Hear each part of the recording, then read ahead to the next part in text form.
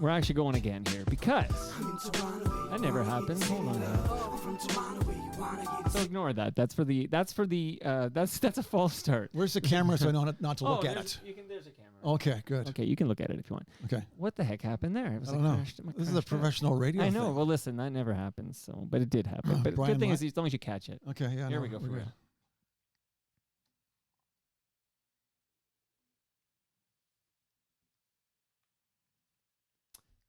Might have to reboot, actually, which is unfortunate. Because this thing is... Check. Huh. Wonder what's going on here. We're going to reboot this sucker. We're going to get this right. All right. I've got this little... I just got a clip or two. Can I... Of you, of me. You can do anything you want, buddy. Okay, but cool. I'm just going to focus on this. Yeah. That's that this never actually happened in this is amazing. 13 episodes. 15, 13. Yeah. It's my favorite number. It's my favorite number. I love that number. Kidding? Check. Okay, we're back in business here. I just had it crashed out. Here we go for realsy this time. Okay.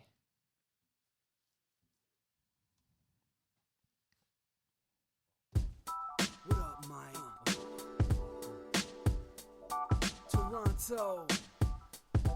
VK on the beat. Check. I'm in Toronto where you wanna get the city love. I'm from Toronto where you wanna get the city love. I'm in Toronto like we wanna get the city love. My city love me back for my city love. Welcome to episode 1313. No, episode 1513. Jeff Chalmers has me so fucking nervous over here. Toronto mic'd. He's a real broadcaster, everybody. Proudly brought to you by Great Lakes Brewery, a fiercely independent craft brewery who believes in supporting communities, good times, and brewing amazing beer. Order online for free local home delivery in the GTA. Palma Pasta. Enjoy the taste of fresh, homemade Italian pasta and entrees from Palma Pasta in Mississauga and Oakville. The Toronto Maple Leafs baseball team, the best baseball in the city outside the Dome. Join me July 7th at Christie Pitts. That's this coming Sunday. I'm recording live with Mike Richards and others. RecycleMyElectronics.ca. Committing to our planet's future means properly recycling our electronics of the past. And Ridley Funeral Home, pillars of the community since 1921. Today, making his Toronto Mike debut is Jeff Chalmers. Welcome, Jeff. Hey, thanks to see you, or nice to see you. Thanks for having me. This is amazing. Well, listen, I've never butchered the opening like that before, but I'm like, this guy's a real radio broadcaster. I don't want to fuck it up, but of course, once I said that in my head, I fucked it up. But what a pleasure to meet you, man. Nice to meet you as well. Can we just take a minute before we go anywhere with the discussion and shout you out? I wanted to. Okay, well, let's take your time. Okay, no, seriously. I mean, what an interesting niche you've carved out for yourself in a very non-traditional way. I mean, you're bringing back the long-form interview. It's like Peter Zosky on Morningside, right? Thank you. These long, drawn out in a world of, cute little snippets and sound bites. There's someone who's investing in people and taking the time to have decent and interesting conversations. I think it's really admirable. And you've really done this really unique sort of thing on the internet and taken advantage of the situation. So congrats to you. And 1513. 1513. That's my favorite number. I mean, it's just unbelievable. The coincidence. You can get a tattoo that says 1513 on it. Okay. I got to say, Jeff, that you're highly desired. I know you're going to say, well, Mike, what took you so long? Well, I kind of was like, I need Jeff Chalmers on. You're still on the radio in this market. I used to hear you all the time on Q107. We're going to walk through your career. But your name was dropped by none other than John Gallagher a few weeks ago on Toronto Mike. He dropped your name. And I'm like, I got to get, and I reached out on, I think, LinkedIn. I reached out that day when John Gallagher said the word, Jeff Chalmers. I said, I got to get Jeff on Toronto Mike. And here we are. Well, thank you. Yeah, John's great. John and I worked together beginning in 87 at Q. We can talk about the timeline. But John is, as we know, as you know from your episode, down east and still full of beans. Still full of beans. And I pulled a clip from the episode because he he says something that blew my mind, and he said you would corroborate it. And then I mentioned this in passing to Humble and Fred because I produce a podcast for Humble and Fred. Right.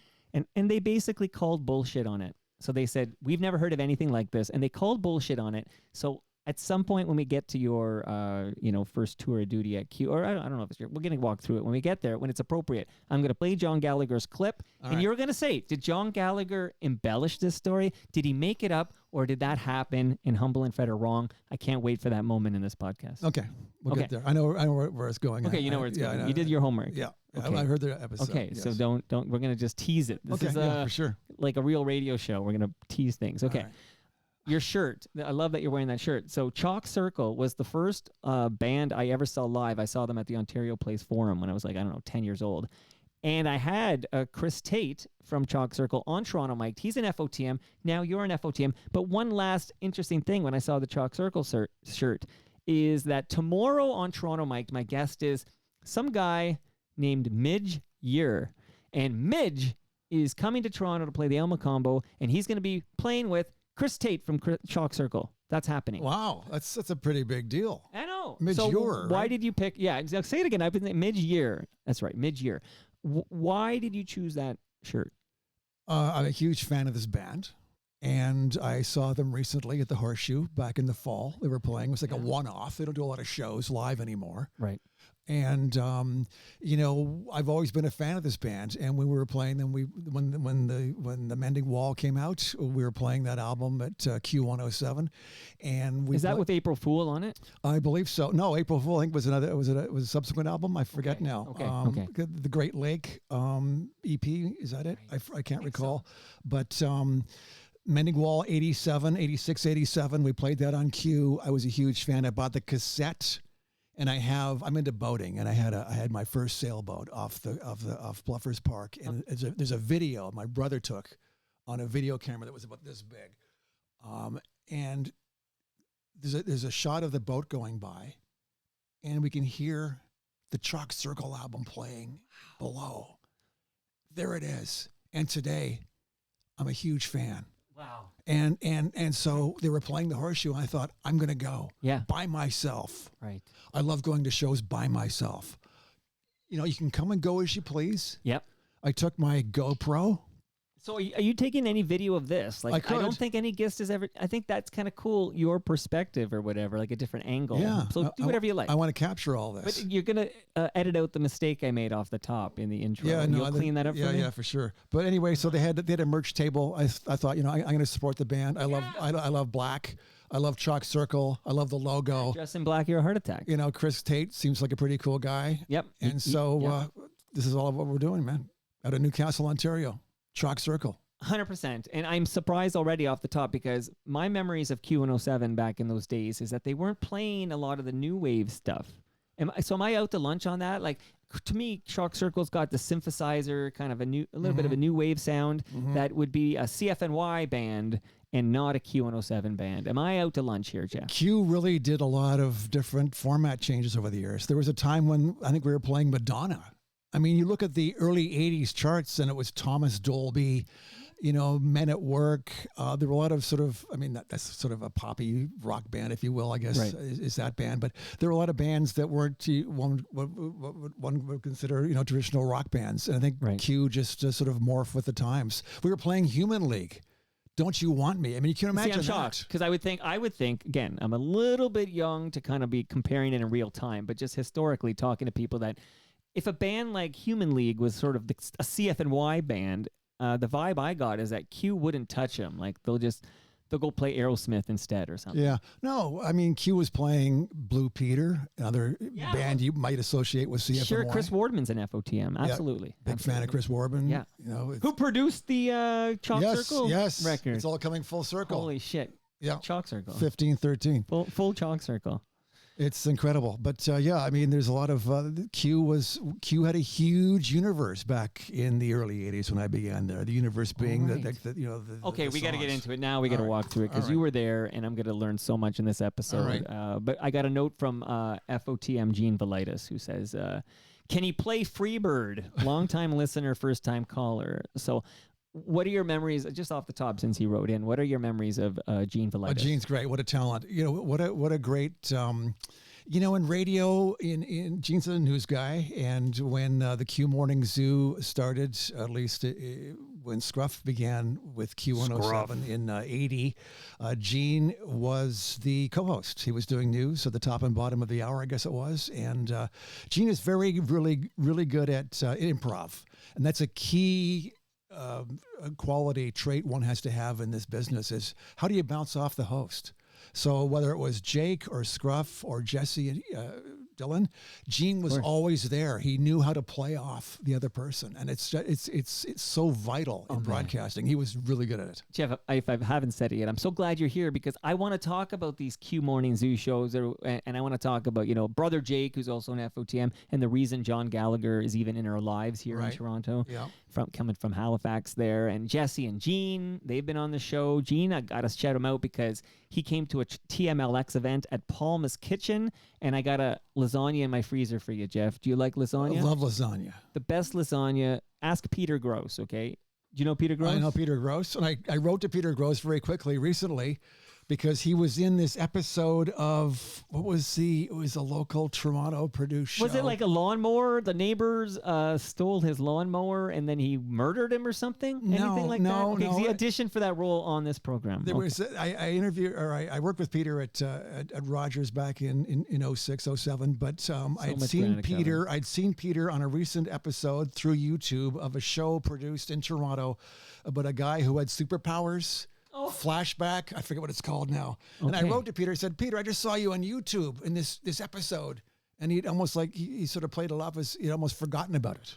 I thought, wow. Okay, well, I didn't even remember that myself. And I'm his the official biographer of Peter's great. Peter Gross. Peter's amazing. He's so much fun. Peter says the best lasagna he's ever had is made by Palma's Kitchen, Palma Pasta, and you're going to bring one home with you today. Shout out to Palma Pasta, who fed us all on Thursday night. We all collected at Great Lakes Brewery for TMLX 15. We all ate Palma Pasta. It was amazing. It was my birthday. It was the best birthday ever. The FOTMs gifted me a kayak. You mentioned you're a boating guy. Right. I have a foldable, it's like origami. You fold your kayak and you stick it in a backpack. Wow, like papyrus reeds? I'll show it to you before you leave. Okay, it's unbelievable. Yeah, nice. And I bought myself a paddle that breaks into 4 parts and goes in the backpack. And I got myself a PFD that I attached to the backpack. Nice, yeah. Important. I'm so ready to get this thing. You know how close you are to the lake here. Right down the Don, man. I don't know if I'll get to the Don my first trip out, but I'm going to work my way there because the Humber River is beckoning right over here. But okay, I digress. Take me back. When did you realize, Jeff Chalmers, that you wanted to be on the radio? It's funny, growing up in Scarborough in the late 60s, early 70s, the advent of the home cassette decks. Right. My dad bought us bought for the house, a really cool tabletop Ampex cassette deck in, I think, 1969 from a stereo shop downtown Toronto. And you had the microphones, and it had those little DIN plugs on the back and the RCAs that we tapped into our Electro Home stereo with. Right. Do you recall, Mike, the first time you ever heard your voice on tape? Sure. It's the weirdest thing, right? You go, that's not me. That's not right. I still think that when I hear myself. Yeah, right. And so we played around with those tape decks for a long time. We had sound effects records at home. We thought were hilarious. Wow. And so, when you're at home and you're playing with these with audio and playing with sounds, it's a big part of what broadcasting is that. And in Toronto in the late 60s, being 10, 11, 12 years old, it was 1050 Chum. That was the station before CFTR, before Q107. You had CKOC in Hamilton doing the top 40 radio. Yeah, 1150. Yeah, exactly. Legendary station. Who were your favorite jocks on 1050? Do you remember who were the ones? Tom Rivers, for sure. Tom Rivers. Oh, I love Tom Rivers. Is amazing. Shout out to Larry Fedoruk real quick, who I was going to shout out when we get to the CFTR part, because that poster behind you, I don't know if you can see it on the wall there. Right. That's the Dr. Ruth ad that was in the subways to push Dr. Ruth's midnight show on 680. And nice. Larry gave that to me Thursday night. So shout out to Larry Fedoruk, who worked closely with Tom Rivers. Back to you, Jeff. Yeah, no, but Scott Carpenter on Chum was incredible. They were the greaser. That was the art of AM radio. What these guys were doing, it was great. And thinking of 1050 Chum in the late 60s, early 70s, I'm thinking of songs like Crimson and Clover.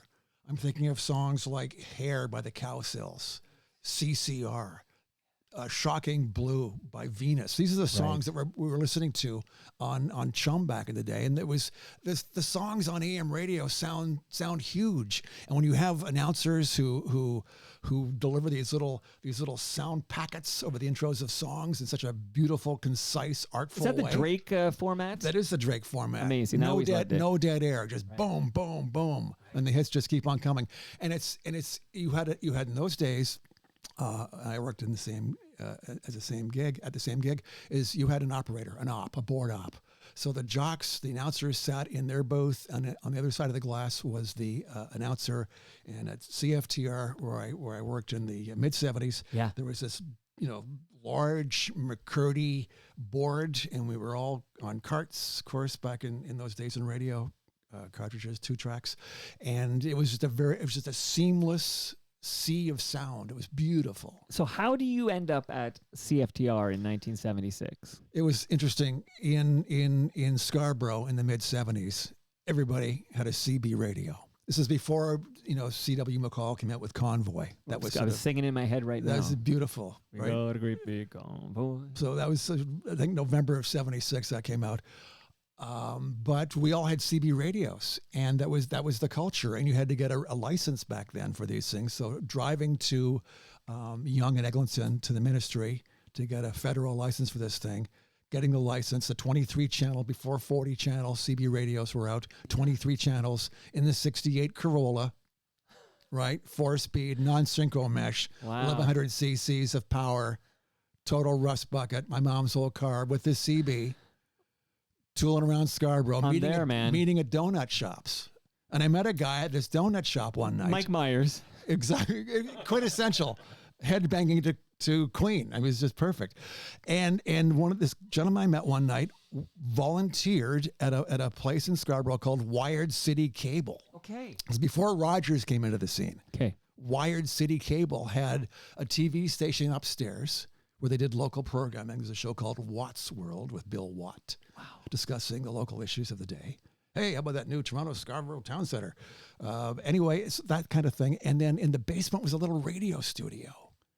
And they said, Jeff, we have an opening. Would you like to do Sunday nights in the radio studio? I thought, wow, this is really interesting. So those days on Channel 10, if you recall, of course, they would have sort of this very basic McLean Hunter, right? Wasn't it McLean Hunter before Rogers? It may or have at least been. It depended on your neighborhood, I think. Well, in Scarborough in 1975, we had the Channel 10. They would invariably play CHFI, who at the time were still playing beautiful music. And so you'd have this news feed going around. Okay. And then, but on Sundays, they'd play the feed from the little radio station downstairs. Wow.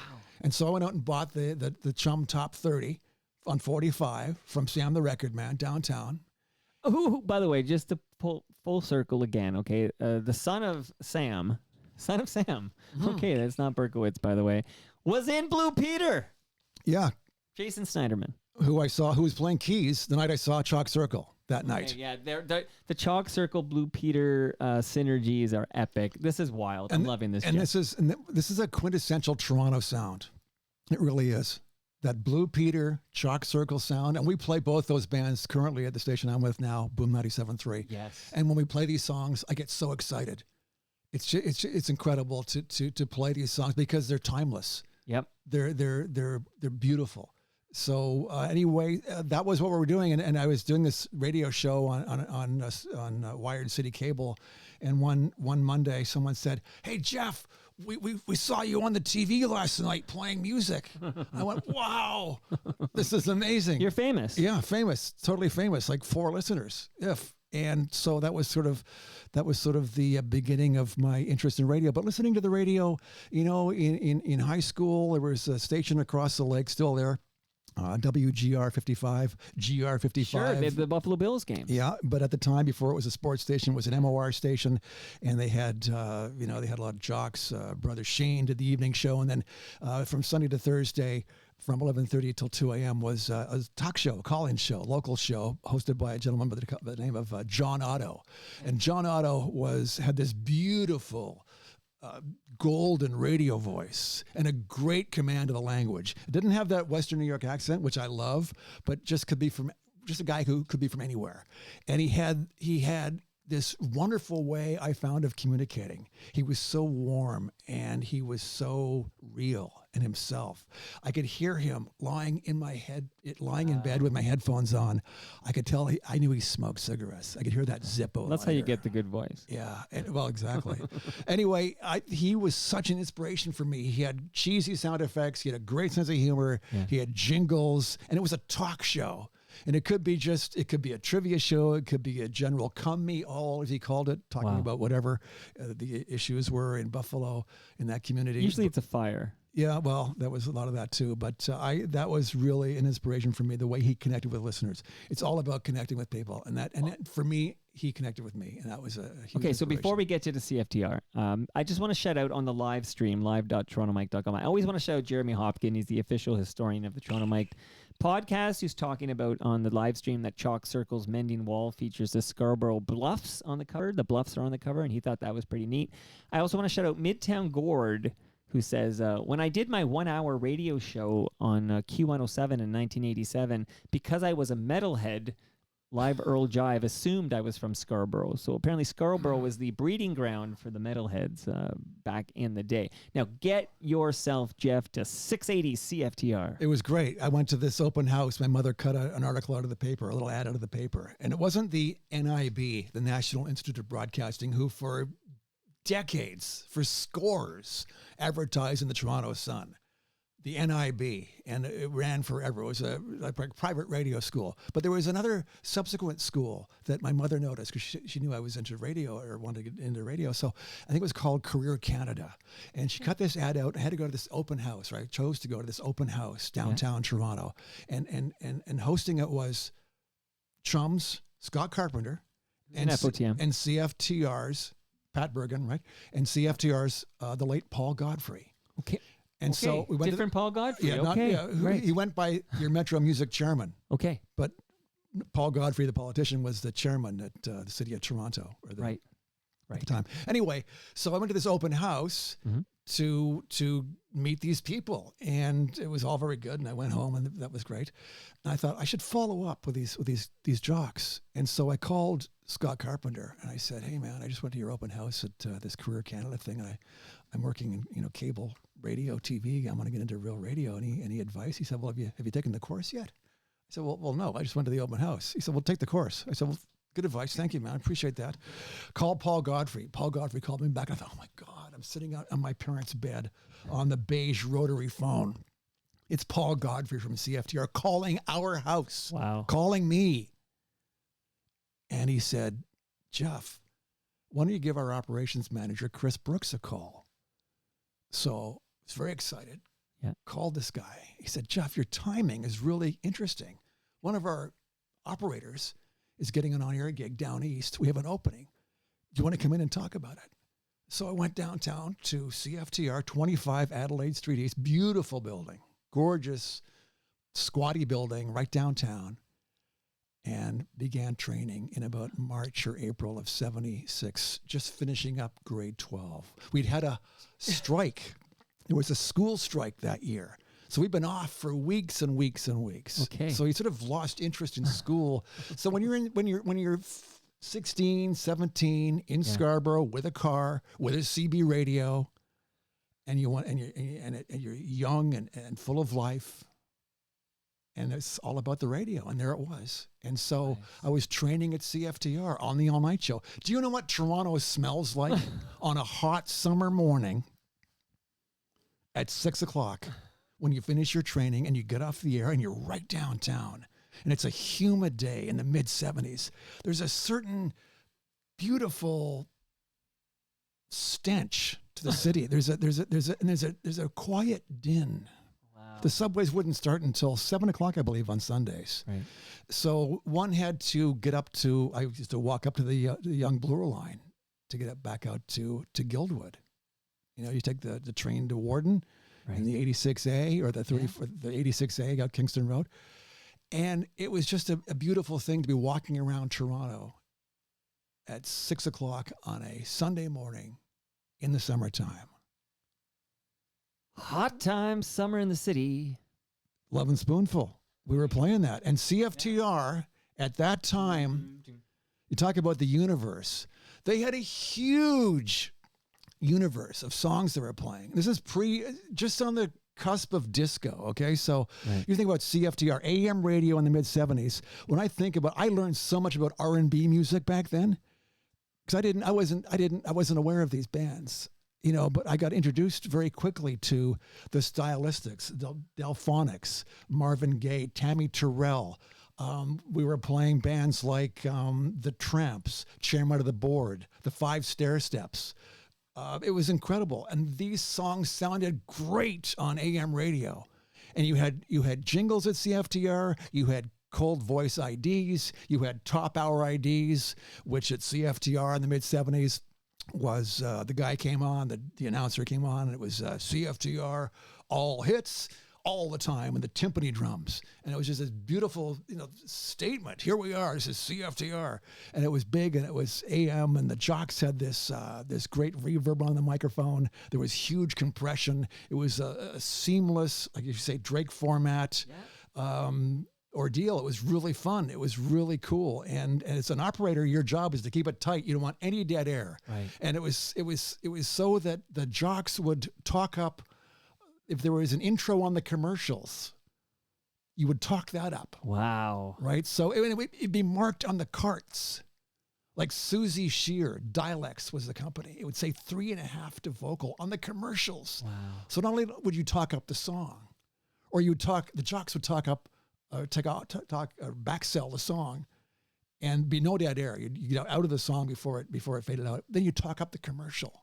It was that seamless. It's exciting. Yeah, it was great, man. And no room for error. Like, I'm so excited. Just hearing your passion for it, too. Oh, man. it's great, I'm man. digging this so much because my introduction to CFTR is several years later. And, in fact, Tom Rivers in the morning. So you're there in 76. Now, quickly, you mentioned the other Paul Godfrey. So the political Paul Godfrey, who's still with us.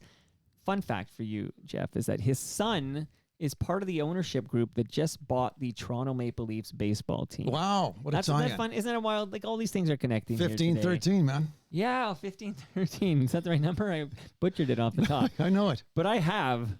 Wow. And it's under your camera there. But that book is the history of Toronto Maple Leafs baseball. They play at Christie Pitts. And I'm going to be there next Sunday at 2 p.m. recording live from just beyond the left field fence. The Toronto Maple Leafs Baseball Club. You been to any games at Christie Pitts? A winning team. Well, we're getting there, but they have won at least since the Toronto Maple Leafs Hockey Club. I have the number here. There has been 8 championships for this Toronto Maple Leafs since 1967. So Christie Pitts, right? Christie Pitts, Beautiful. 2 p.m. on Sunday. So come on out. If you did come by, I'd throw you on. With Mike Richards is going to be there with me, but I'm going to have a third mic where a bunch of people are just cycled in. If you showed up, Jeff, I'd throw you on the mic and find out what's the feedback from your Toronto mic, your highly anticipated Toronto mic debut. Amazing. Thank you for having me, by the way. Oh, thanks for being here. Yeah, Thanks really for being here. appreciate it. Keith Stein, by the way, is the other owner of the Toronto Maple Leafs baseball team, and we'll try to get him on the mic as well on Sunday. But great baseball, no ticket required. Shout out to Phil Collins, no ticket required. And you get to grab a beer. Think the fuzz, man. This is the age we live in. The fuzz can't get you for drinking a beer.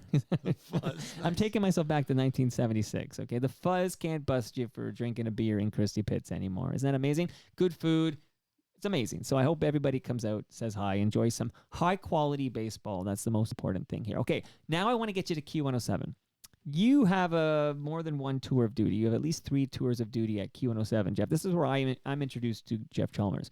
But you're at CFTR, so maybe shout out some of the people on the air at CFTR in 1976, and then at some point, I know you go to Oshawa before you get to Q, but get yourself to Q107. Right. So did you want the lineup at CFTR? Yeah. I'm like a historian here myself. Right. So when I was there in 70s, I was there 76 to 79. So I was 17 to 20 years old. So young. It was still Jim Brady in the morning. Yeah. The shifts outside of the morning show were 3 hours. Can you imagine that 3-hour show? Yeah. Never mind a 3-hour tour, a 3-hour show. So it was Gilligan's Island. It was Jim Brady who had his own operator. Carlton Rampashad, great guy. He was the soul guy. He was his guy.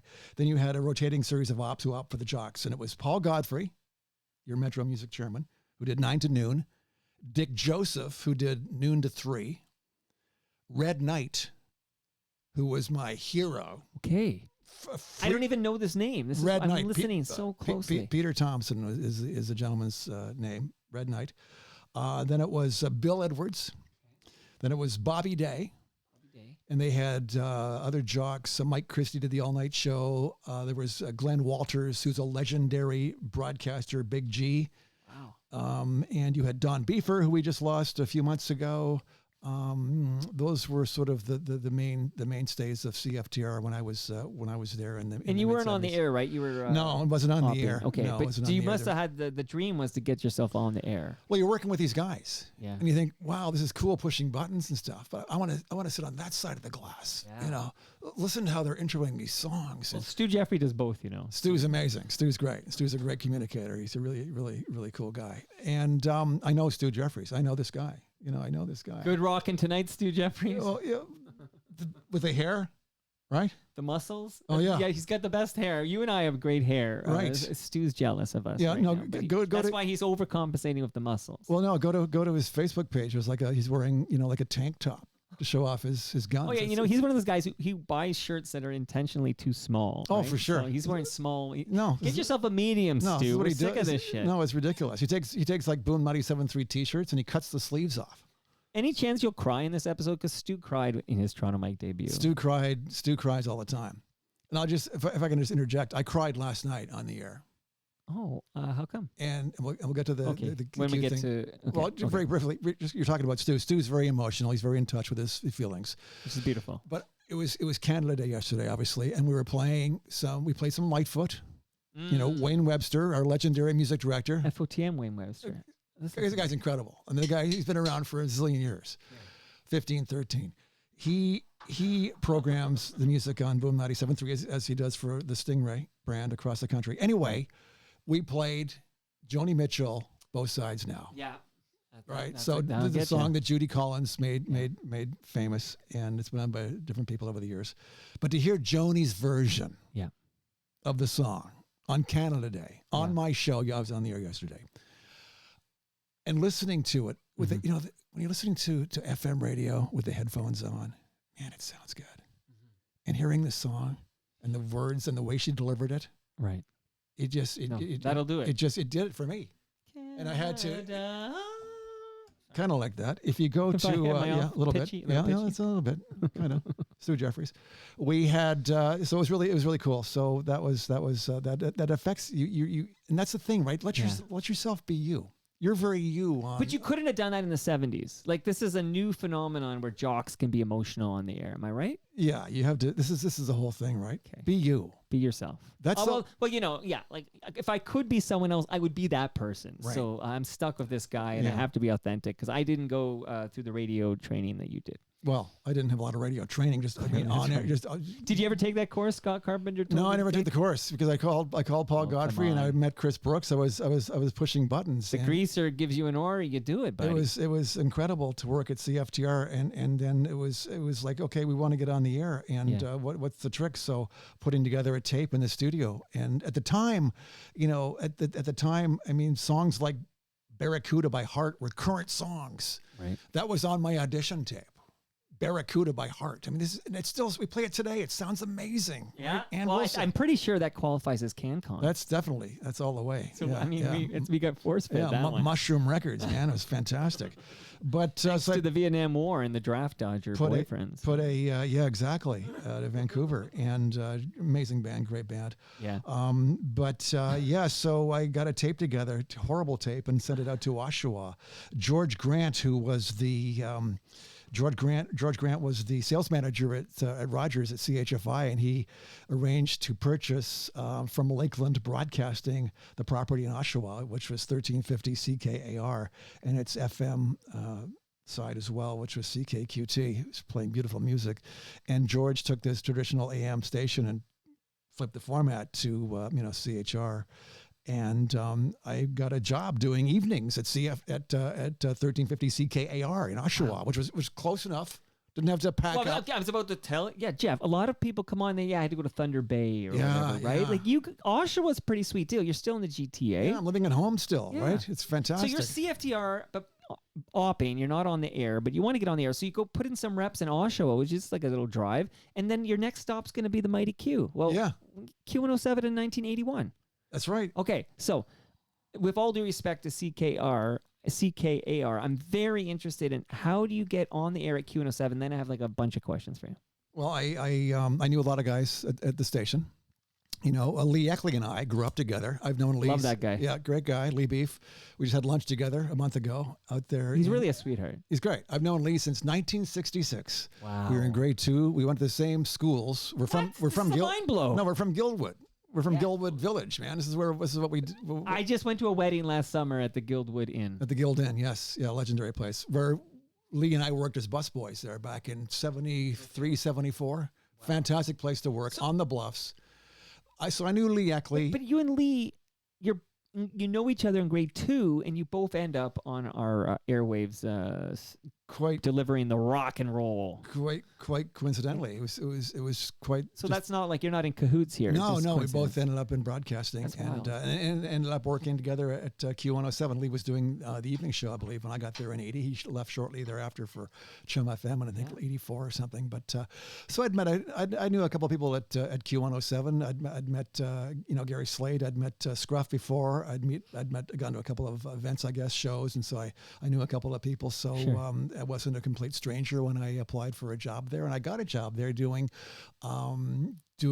weekend all nights at Q107, which at the time was at 2 Bloor Street East, 30th floor of the Hudson's Bay Center. The sign came down recently, but that's a 35-story building on the northeast corner of Yonge and Bloor, which is now dwarfed, by the way, by 1 Bloor Street East, which is 76 stories, Right. and dwarfs Q107, or at least the Hudson's Bay Center, which was at the time this beautiful perch from which to broadcast, because 35 story building, Q was on the 30th floor, and the control room, the studio, looked south. So a little askew, but looking south down Yonge Street. So can you imagine 1981, I'm 22 years old, we're playing vinyl, it's Q107. Yeah. Right? The station's 5 years old. Yeah. And I'm doing the all night show. And it was a mind blower, because it was a huge station. It was a massive station at the time. You know, it was where it was at. Well, shout out to FOTM Dave Charles. Dave Charles, yeah, great consultant. Big part of the launch of that. Joint of that Communications, station. yeah. John Pericol. Yeah, now I need you. So you're there, I said, 3 tours of duty at Q107. This is 1981, the first time you arrived. You're a young man, like you said there. So Lee Eckley, you said, was there, but who else was there at Q107 in 1981 when you get there? Keith Alshaw was doing Afternoon Drive. Okay. Keith was incredible. You talk about communicating. I got there about 3.5 weeks after John Lennon was shot. Wow. And Keith Alshaw, I'll never forget it, as he was talking about it, and he made me cry as a listener. And then that's a very, very, to do that, to make someone, to evoke that emotion in someone by using words is very powerful. And he was really good at that. And he was a very talented voiceover guy and a great communicator. Really a big fan of Keith Alshaw on the radio. He was doing a drive. Jim Bauer, who was came from Chum FM when Chum FM was a rock station years ago. Was doing middays, I believe. Okay. Lee was doing evenings. Bobby Gale, whom we lost a few years ago, had just left, I believe, the Gale Force. He did evenings on Q before Lee Eckley did. Samantha Taylor. From Video Hits. Yeah, was there doing weekends. I'm gonna show you something Tasha again. Sims. This is an audio presentation, but have you seen this? This was gifted to me by Joel Goldberg, a.k.a. Jay Gold back then. He had a show on CFNT back then. Mm-hmm. But this is like the early video jocks. And John Major. John Major's there. Yeah. Chris Ward. Yeah, I can't see what you see, but let me see here. Okay, so. J.D. Roberts. So Shirley MacQueen. Yeah. Shout out to Shirley McQueen, Catherine McClenahan, Mm-hmm. who was the first woman VJ on Much Music. Married to Gene Velitis for a while. 100. Oh God, damn it! These connections are unbelievable. But yeah, Samantha Taylor's in this pick. Erica M's in this pick. J.D. Roberts, like you said. Michael Williams is in this pick as well. Yeah, it's a cool poster. There you go. You should get that plaque before you crease it. What? You're right. I better get this plaqued before I crease it. Well said, man. You're a sage, wise man. Okay. But okay, so was Shirley McQueen there? Not in 81. No. Yeah, not. Or she- So she came later. She came Okay, we'll later. get to But that. there were, Was John Donaby there? John Downey gone? was there at the time. He Okay. came back a couple of times himself. He was doing. Love that guy too. He's great. What a voice. What a beautiful voice he has. Just what a legend. Okay, all these legends we're talking about here. And is Scruff Connors there? Scruff Connors was doing the morning show, the Q Morning Zoo, in 1980. When I got there in 81, he was still there, yes. And Gene Velitis is on that show? Gene was co-hosting with Scruff, the Q Morning Zoo, which you would never get away with today. The features that were on that show beat the baloney. I mean, it was just ridiculous. Between the sheets, whereby, female callers would dial into the radio station and 870-9152 would be seduced by the morning host, making all kinds of suggestive, statements, and the music's playing and everything else. Yeah, oh my goodness. Double entendres. All of it. All of the above, really. Right. Yeah. I'm loving these stories, Jeff. This is unbelievable. Okay, so why do you leave Q107 after this first tour of duty? I wanted to do other things. I want to talk about the Midnight Metal Hour on Q107. If I can just interject. Well, yeah, actually, I got questions about the Midnight. So Okay, W Beach says Midnight Metal Hour memories would be awesome. So we're Okay, we can talk about that now. Yeah, But let's do it. okay, well, so in the early '80s there was this resurgence of metal, and there were from Great Britain was what was called the new wave of British heavy metal. So you had bands like Iron Maiden and Judas Priest, and you had Rainbow. You had a lot of bands that were doing this format, and Shout out to Martin Popoff. Are you kidding me? Yeah, no, He covers this all the time. Absolutely loving this. And so Bob Makowitz, who was music director at the time, great guy. We just lost Bob recently. Great guy. Had a lot of fun working with him. A lot of respect for that broadcaster, Rochelle. Or Rochdale. The decision was made to do this show that would run on, I guess, Saturdays at midnight. And they said, Jeff, you're going to host it.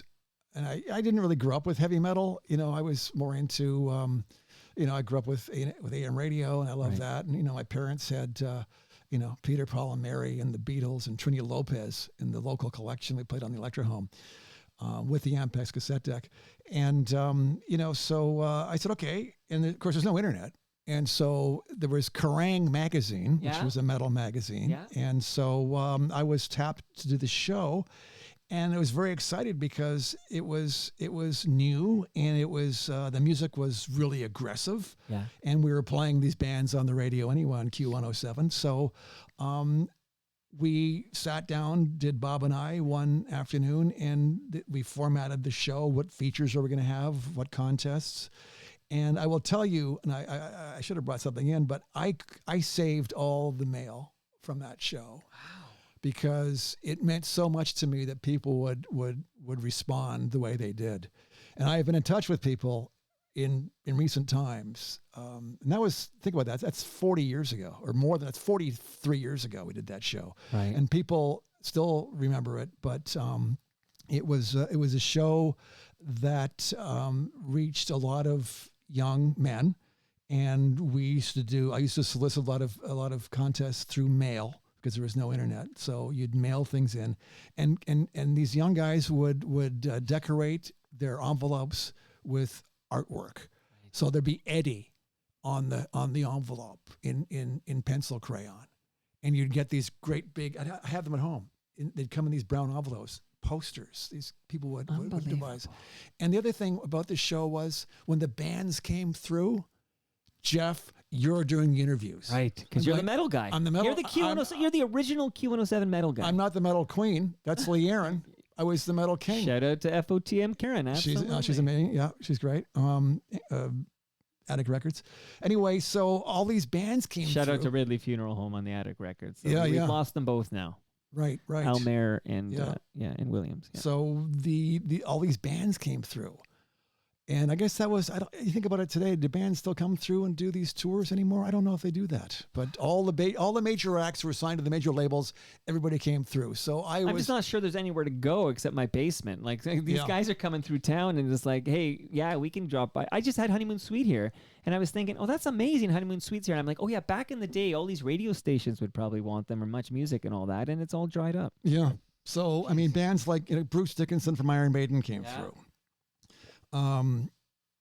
Joe Elliott from Def Leppard came through, and we're around the same age. I'm thinking, here's this guy, and they're only like, this was like maybe 2-3 albums in, and they're still new. Are you at Pyromania yet? We're at well, there's the first big one, right? Yeah, that was the first big one. Following up, I guess High and Dry, or On Through the Night was first, then High and Dry, I guess, and then but these guys were in their early 20s, and they're doing this music, and they're signed to major labels, and they're doing these world tours. Klaus Meine and Rudolf Schenker of the Scorpions came through, and they were incredible together.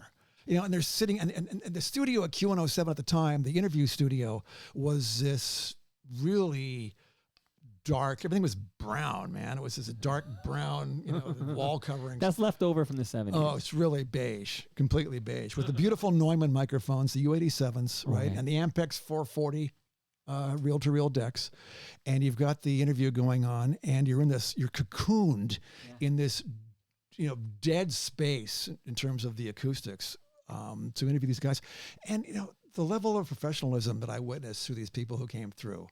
Brian May from Queen came through. It was a mind blower. Ozzy, right? All these bands came through, and it was an opportunity to sit there and talk about the new album. Rob Halford from Judas Priest, and of course the big album back then was the album that broke them was Screaming for Vengeance, and they were touring the record, and Rob came through, and unlike a lot of other bands who came through radio stations for interviews on these promo tours, Rob was decked out in leather. He had the leather pants on. He had the Civil War boots going on. Yeah. He had the kind of like a leather mesh, tank top going on. And at the time, he had really short, dyed blonde hair. And he was still in the closet. And I'll never forget it. It was kind of a compliment, actually. Yeah. When I walked out and he said, Rob, this is Jeff Chalmers. He's going to be doing the interview with you. And it was the CBS rep, I guess.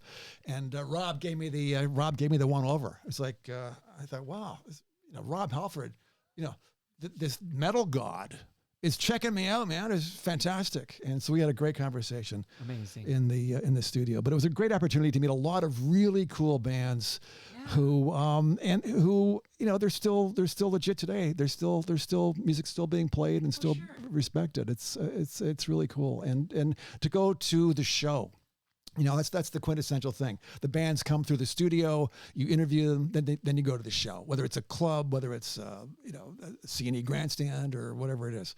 So that was a really big part of that experience at Q107 for me was connecting with these listeners who still bring it up today. Well, metalheads are passionate.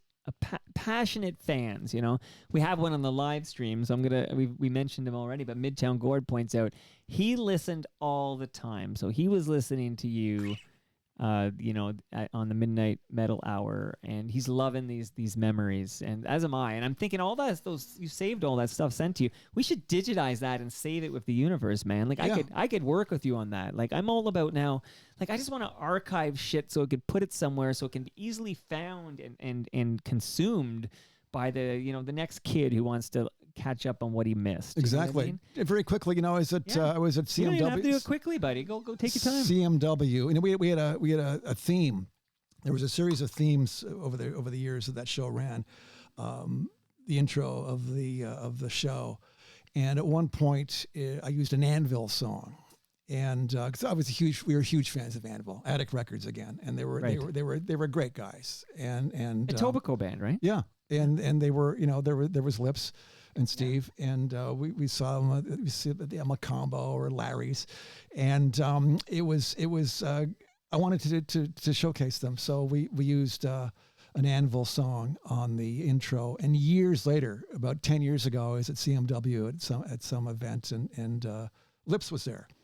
And I saw him. I said, dude, hey, man. He said, Jeff, March of the Crabs.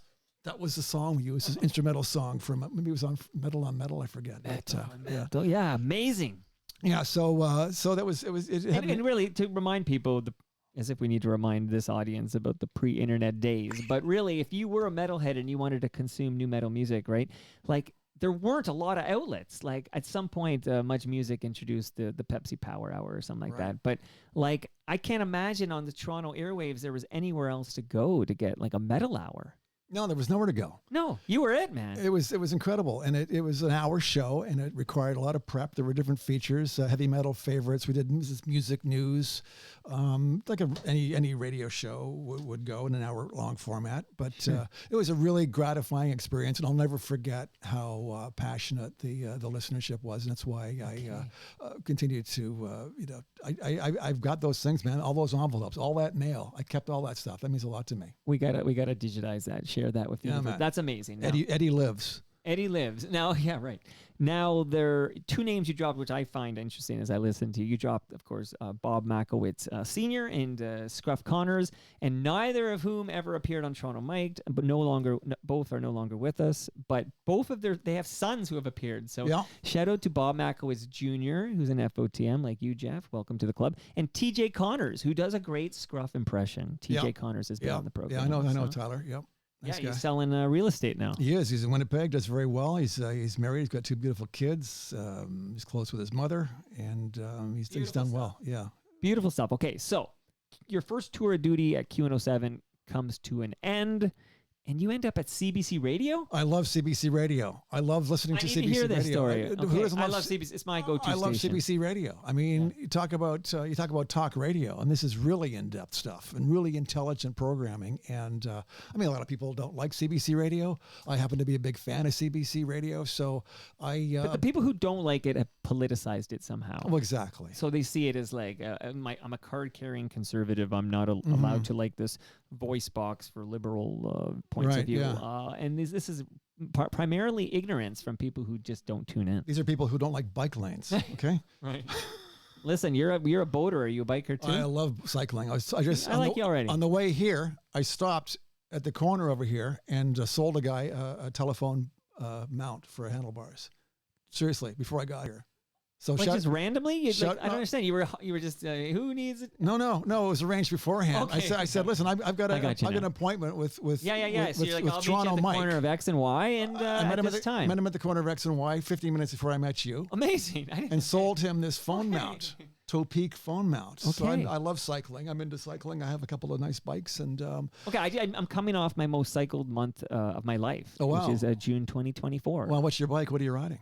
It's a single speed right behind you. It's a single speed Fuji Feather. One speed, and I go everywhere on that thing. Single speed, beautiful. Yeah, single speed. How do you like it? And I swear, I love it. Well, I love it. I've been riding it for a few years now. Yeah. Love it so much. But it's funny because I track every ride, and I don't know what the number was, 1377 or something. Why am I not following you on Strava? Well, you should. Toronto Mike. Okay. Follow me, and I'll follow you back. Okay, cool. Do you follow Scott Turner? I do follow Scott Turner. He's listening right now. He's excited about your episode. And that guy bikes a shit. Great guy, really good broadcaster, great voice, good delivery, smooth. He's retired now. Yeah, I don't know how he did it. I don't know in either. Radio, how do you do it? You're making nothing. Well, shout out one of the greats. I feel like he's great. He's a good broadcaster. We worked together legend. in Hamilton years ago. He's going to do a podcast with Ivor Hamilton. This is the rumor. Now, who will produce it? I don't know. I pitched my production services, but my phone never rang. So who knows? I'm going to listen to it regardless. I want to hear Scott Turner and Ivor Hamilton and their new podcast whenever it arrives. Yeah.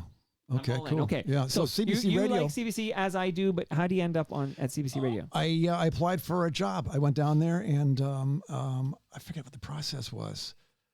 Obviously pre-internet, it was 85 pre-internet, and I got a job as a technician, which is pretty well an operator. You're pushing buttons in the studio. Sure. And at the time, this is before the big CBC broadcast location. This is 740, right? You're on. Is that where you'd listen to CBC Radio 740? Yeah, I guess so. AM, yeah, before they moved to 99.1. Sure. 740, not a great signal, but they were there. Not great in the city anyway. Shout out to Peter Zowski. Yeah, Peter's great. Morningside, Wayne Gretzky.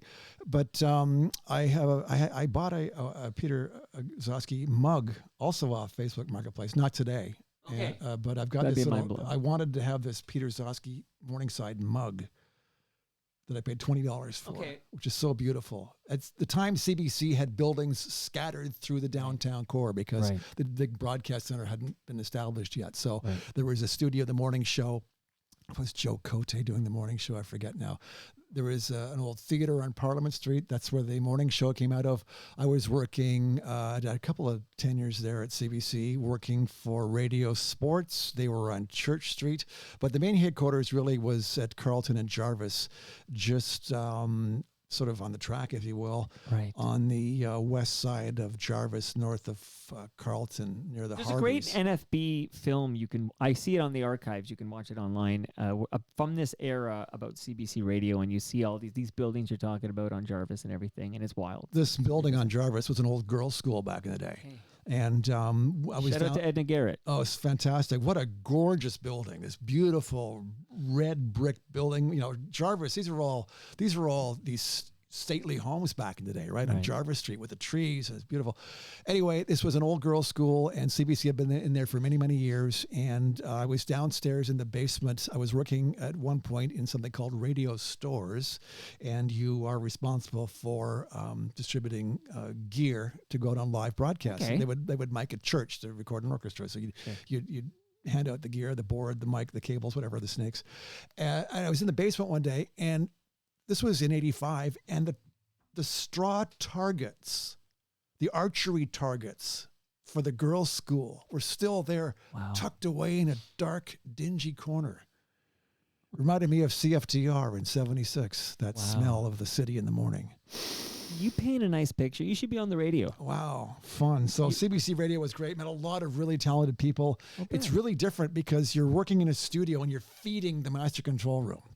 So before a broadcast, you test it and you feed a tone down to master. It all checks out, and they come in and do their thing. A lot of times, you're sitting in the studio, producing reports or clips or stories or something. So, But don't you have that itch to get your voice back on the air? well, I did, and I got back at Q107, and I was doing both. But aren't we skipping something? Aren't we missing something? Okay, so CBC Radio. Quick aside here, because we do that on this little tangents here. We have the time to roll them a little bit. Is Right. that Neil Herland, who now reads news for CBC Radio in here in 2024, does a great job.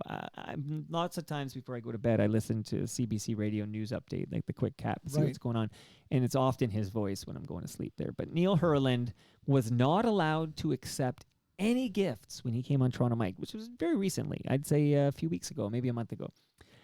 No gifts. I found that interesting. Like, I'm going to give you something right now, Jeff, and because you don't work for CBC, you'll be able to accept it.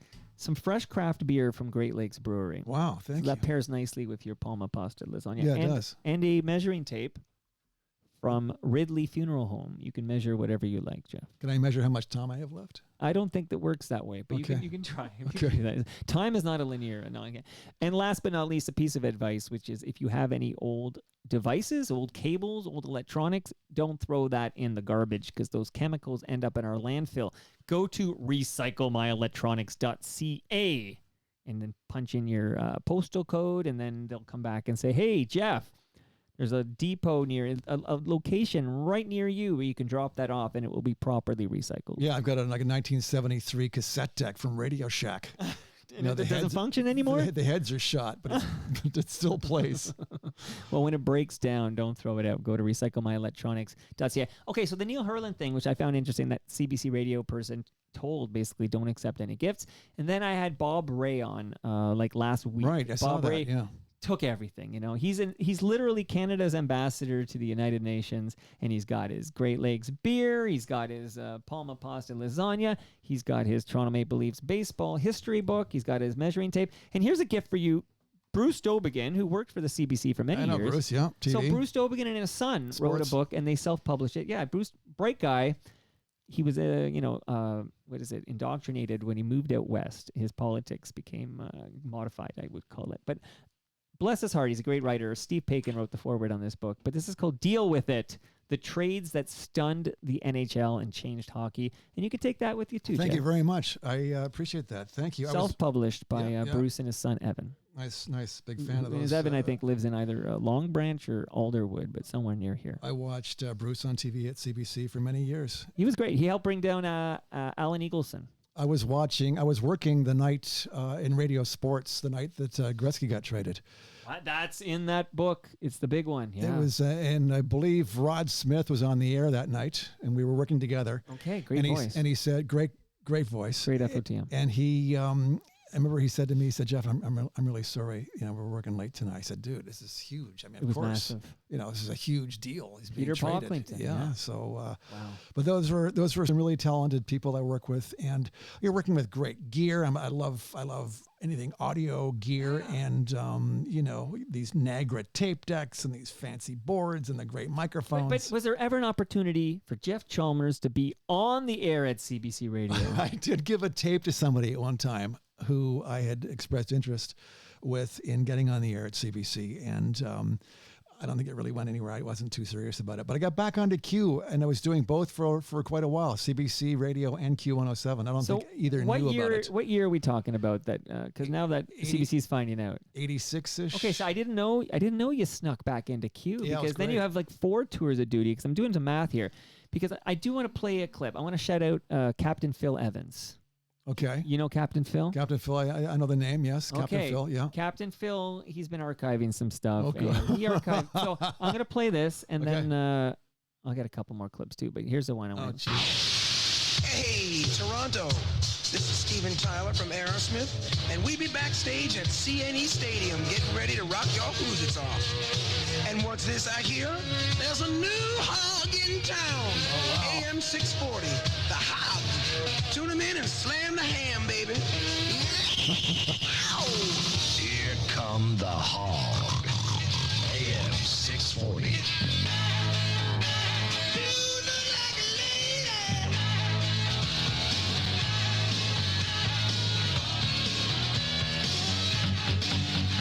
Good afternoon, Toronto. This is what rock and roll radio is Randy all Taylor. about. 5:06 on the drive home. It's a long weekend. This is Hard from the Hog.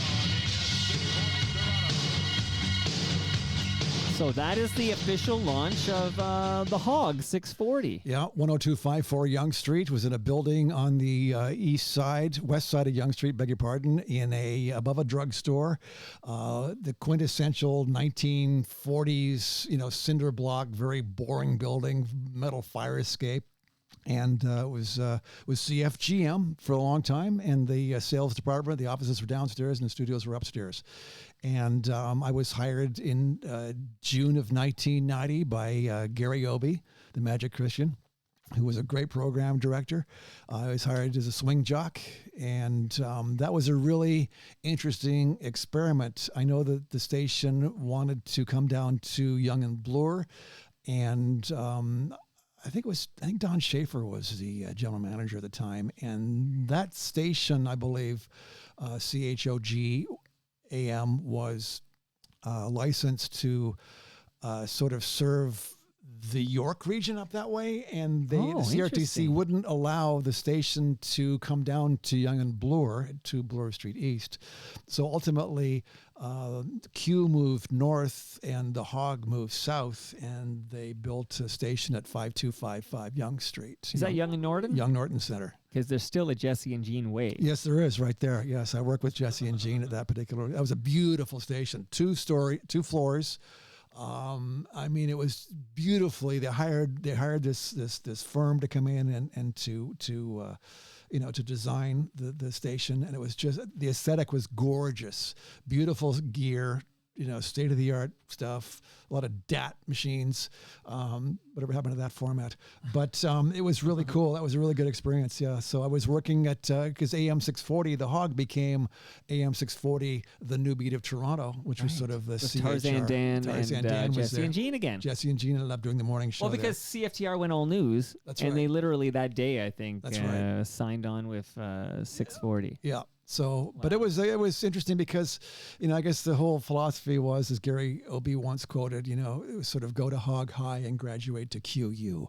Right. And unfortunately, the format just didn't resonate with a lot of people. And, in 1990, music on AM, it's sort of, was sort of. Is the end of times for Yeah, music, yeah, it really was. except for maybe greatest hits, like golden oldies. But it was interesting because it was they had Al Kingdon was doing news, and he had this beautiful commanding voice, and it was sort of reminiscent of CKLW back in the radio heyday, with this sensational, yellow journalism. That's if you will. the Big Eight, right? Yeah, and so it was interesting that way. Oh, And but now that you mentioned the Big Eight, I'm actually contractually obligated to play this right here. The following program contains adult themes, nudity, and coarse language. Viewer and parental discretion is advised. Mark Daly. Mark Daly, the voice. My work with Mark Daly, there was a restaurateur I worked with named of Mike Quinn. And Mike Quinn had a successful restaurant, a family business at Danforth and Jones back in the 80s.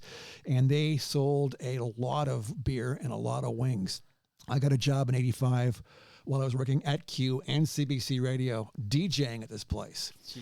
And years later, Mike Quinn got hurt in Mexico and didn't have insurance, and they had to raise money to fly him back. Actually, he'd flown back, and they had to raise money to cover the cost, the exorbitant cost of him flying back to Toronto. Right. And so they held a charity event at the Balmy Beach Club in Toronto. And I was contacted by somebody, and they said, we want you to co-host this fundraiser. I said, Mike was a great guy. He was really fair with me, and I'm a big fan of the guy personally. And I said, well, by the way, who's the other host? He said, it's Mark Daly. I thought, oh my God, I'm going to be co-hosting with this guy, with this beautiful big voice and this really tall. He was so cool. He was so beautiful. What a beautiful soul. I just met the guy. Right. I just met him, and we had this job to do, but he cut through all that. Yeah.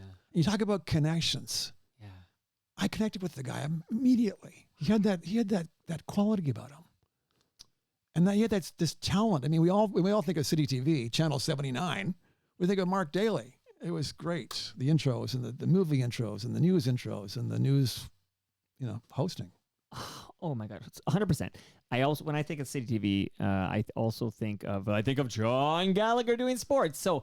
Is now an appropriate time. So your Q107 visits, I didn't even know there was one like between you were at so you're at Q107, just trying to get all my Q107s right. You come back in 93. So do you leave the Hog to come back to Q107? Yes, I was at the new beat of Toronto. I was at AM 640, so I was in the same building now. See, because Q was, now they'd come. Is that WIC? Yeah, it was still WIC, Western International Communications, right? So it was Q and 640 together at 5255 Yonge, and I was doing, swing at AM 640, and then Scruff had come into the Scruff comeback. TJ Connors alluded to that, and he didn't know the dates. I know the dates. Okay, I'm listening. He was unsure of the dates because he was a kid at the time. I've known TJ most of his life.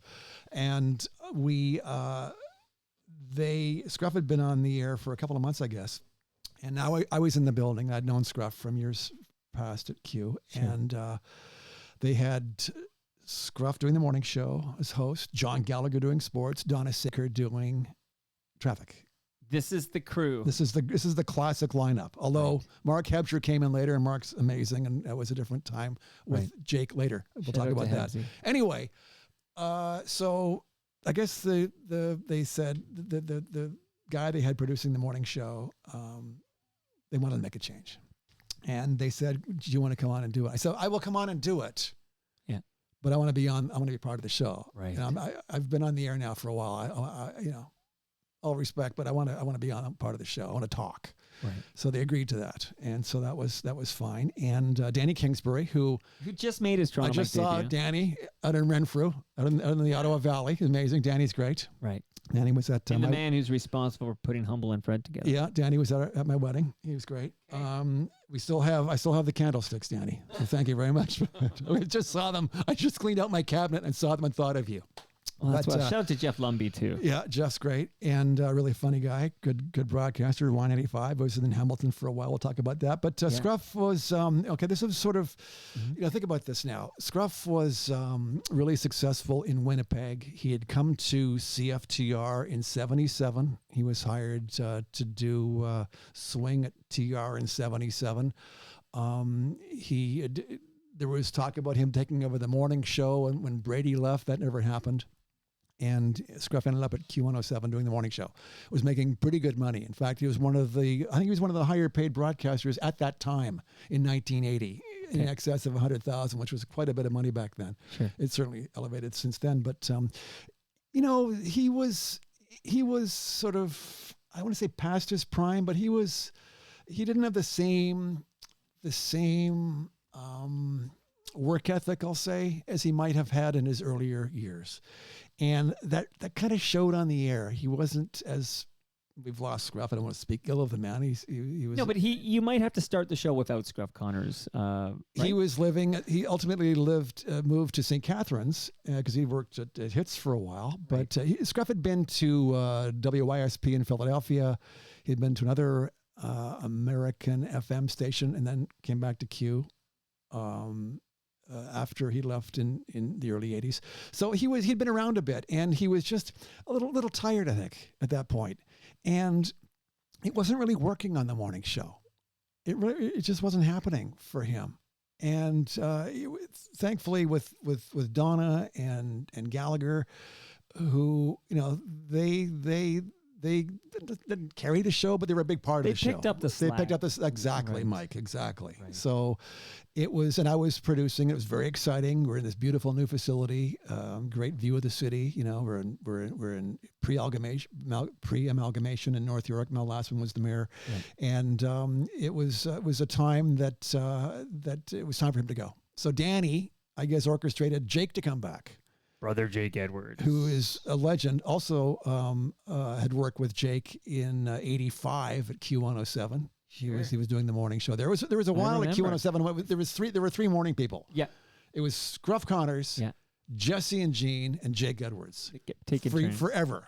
Okay, right. So after Bob Say before Scruff at I think Wallishin did the morning show. Ted Wallishin. Yeah, Ted Wallishin. Great guy. Yeah. Ted Wallishin, Bob Say, then Scruff. But then it was just Jesse and Gene, Scruff or Jake until Stern. Right. And then things changed from there. But that was a long tenure. So Jake came in '94. So Scruff was there for about a year. And then Jake came in at '94. And we were doing the radio show. And I became very, very close with Jake Edwards. We hung out a lot together. He had a place in a condo in the city because it was just too far to commute from Collingwood, where his wife and young children at the time were living. And so during the weeks, Jake would be in the city, and I had a house in Scarborough and Gilwood, very close to Wired City Cable, and right. And we hung out a lot. We hung out a lot together, he and I personally, outside of work, and we had a great time. And you hit him in the solar plexus. Oh, he was so fun. Then you went for it. No, we laughed. We laughed a lot, and we're still in touch today. So it's good. That's the thing about radio. You pick up people along the way. Right. It's like any well, maybe not like any job, but you pick people up along the way. Sure. I'm going to just shout out 3 people. Yeah. You pick up not only do you pick up staff, people you work with, but also listeners. It's all about the listener. That's why you're there, is for the listener. And I want to shout out, I won't use their last names, but Steve and Libby and Sue are 3 listeners with whom I'm still in touch in 2024. These listeners are from 1979. Wow. Who used to call me in Oshawa when I was doing evenings at CKAR. Wow. And they're still in touch. And they're calling you on Boom. Dude, now. That's 45 years ago. Yeah. And they're Facebook friends. They're social media friends. They call the radio station. Wow. I was playing April Wine. It was our Canada Day thing last night yesterday on Boom 97.3. Yeah. And played April Wine. And there's Steve. It's his favorite band. Amazing. And so there's a guy from 45 years ago. This is what it's all about. Okay, this is what it's all about. You're there to make the connection with listeners, and when you make that connection with somebody, it's magic. And you made that connection with Brother Jake Edwards. I know Brother Jake close with Gene Velitis as well. They had a show in Vancouver. That's right. Until fairly recently. Yep. But now I need to play the John Gallagher clip, which is the reason I reached out to you. I'm like, why haven't I had Jeff Chalmers on the show? Yeah. And then I heard him drop your name in this clip, which you're going to hear in the headphones right now. Okay. And then at the end of this, we're going to find out, is John Gallagher full of shit? Are Humble and Fred wrong? Look me in the eyes. You got beautiful eyes. You're going to be 100% honest with me after this clip. You're going to be 100% honest. I know what the clip is. I know what the answer is. Here we go. Oh. And I'm okay. So it's 1990, and I'm having lunch at the Molson Indy with. Let me tell you another story about the Molson Indy and how Labatt's paid everyone at Q107 $20,000 Paola lives. And I'll tell you the story real quick. Yeah. $20,000, not to mention Molson for an entire year. Toronto Indy? Nah. Wait, Molson John. Indy. Molson. Labatt's gave you personally 20,000 Canadian dollars if you promise not to say the word Molson's for 1 calendar year. Yes. Wow. And Okay, along keep with going. Jeff Connors and Donna Saker and Jeff Chalmers on the $20,000 on the barrel's head. Oh, no. All right, Jeff, I've been waiting months for this here. I don't know, man. Okay, what do you have to say about that clip I just played from John Gallagher? I wasn't at Q. Well, I wasn't at Q in 1990. I was there in the mid 90s on the morning show with John. 93 to 96 was my tenure at that time, and it seems to me that was the Molson Indy back then. Yeah, it was definitely the Molson Indy. And we used to go down there. We had some boxes at times. We'd go down there and have a little race action and enjoy the day and stuff. But that's. You're calling bullshit on that story. I didn't just like Humble and Fred did. I'll just say I didn't receive. You didn't receive. I didn't receive any money. Okay, because he's specific. That's why you're on the show. I mean, I got to reach out to find Donna Saker. I think she's in Ottawa. I got to track her down. Montreal, I believe. Montreal. Okay, I got to track her down. But he sort of name checks. Obviously, I can't check with Scruff if he got $20,000. But John claims he got $20,000 for 1 year. They wouldn't even call it the Molson Indy. They'd have to call it the Toronto Indy because they couldn't say the word Molson on the air. But no one approached you with this, and no one gave you a penny. No one from the Bats approached you to make some kind of a payola deal that John describes. The stuff that John talks about, that's not the way I remember it.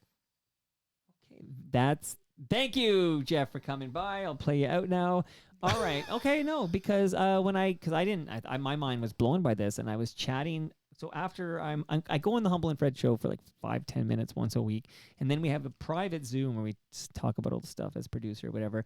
And I told them the story, and they said basically bullshit. Never happened. Right. And I'm like, well, he dropped names of people who also received the 20,000, and I can track one or more down. You were my first thought. I think I went to LinkedIn. I found you. I said, Hey, Jeff, we got to get you over here.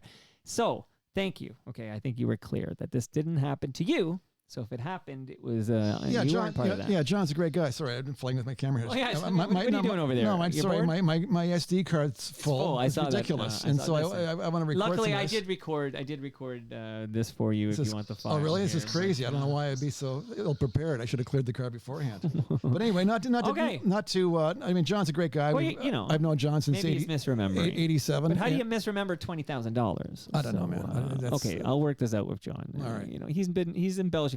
You should hear the number of women he claims he has bedded. I did the math, and he would have no time to be on the radio, let alone on City TV, because he's at nights he's doing sports on City TV, right. And then he's on the morning show. Yeah, there's not enough time to bed all these women. Right. I did the math. Okay, who is he? Dr. J here. Okay, all right. So I need to get so just so people know, Q107 93. But you do go off to Ottawa for a little bit, but then you come back to Q107. Yes, it was crazy. Ottawa, Rob Farina, who's a great guy. Who's an FOTM. Yeah, nice guy, really talented guy. He found great success. He'd gone, I believe, from CFTR out to Winnipeg and really made a name for himself. Became a successful programmer, right. And ultimately ended up in Ottawa working for Rogers and. We all got let go, did the morning show at Q107 in August of 96. Wait, is this the Howard Stern? No, this is before that. Before Howard Stern. I believe they brought Jesse and Jean back. I mean, it was a circle. It was crazy. And if I am correct, Mike, it's funny that I mentioned everything connects, right? But Mike Richards will be my co-host on Sunday live from Christie Pitts. And I'm pretty sure Jeff Lumby and Mike Richards were part of a morning show that were going to be the Q107 morning show. And then Jesse and Jean struck some deal. Right. And I'm pretty sure there's a story that I was told by Mike Richards and Jeff Lumby, I'll confirm this on Sunday, where they're literally at like a barbecue to celebrate that they're the new Q107 morning show. And they get a phone call from whoever's in charge of WIC. Basically saying like, no, Jesse and Jean are coming back, like the deal's off. Danny, of course, had an association with Jeff Lumby from Hamilton from 195. Yeah, and from way before that, from Moose Jaw. Right.